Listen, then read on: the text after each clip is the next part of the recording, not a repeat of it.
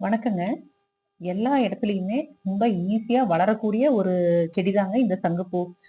மாடி தோட்டத்திலயும் வளர்க்கலாங்க. கீழ இடம் இருந்தாலும் வளர்க்கலாம். குறைந்த அளவு இடம் இருந்தாவே போதுங்க.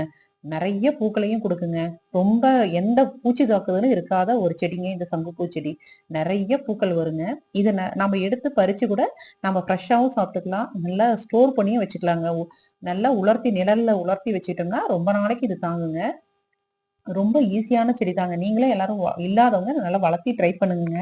கண்டிப்பா எல்லார் வீட்லயுமே இது நல்லா வளரக்கூடிய ஒண்ணு தான். மிக அதிக அளவுல இது மருத்துவ குணங்கள கொண்டதுங்க. இந்த பூக்கள் ரொம்ப கேன்சர் கூட இது ரொம்ப நல்லதுன்னு சொல்றாங்கங்க.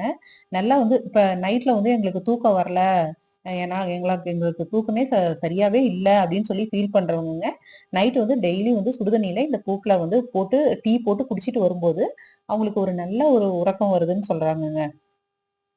இந்த மாரி இவ்ளோ மருத்துவ குணங்கள் உள்ள பூக்கள் நெறைய மால்ல பார்த்தேங்க. பார்த்தா ரொம்ப கம்மி தாங்க. குறைந்த அளவு தாங்க பூக்கள் இருக்குது. அந்த பூக்கள ரொம்ப காஸ்ட்லியா சேல்ஸ் ஆயிட்டு இருக்குங்க. அந்த ஷாப்ல கேட்டதுக்கு அவங்க சொன்னாங்க, "இது நல்லா மூவ்மெண்ட் நெறைய இருக்குங்க.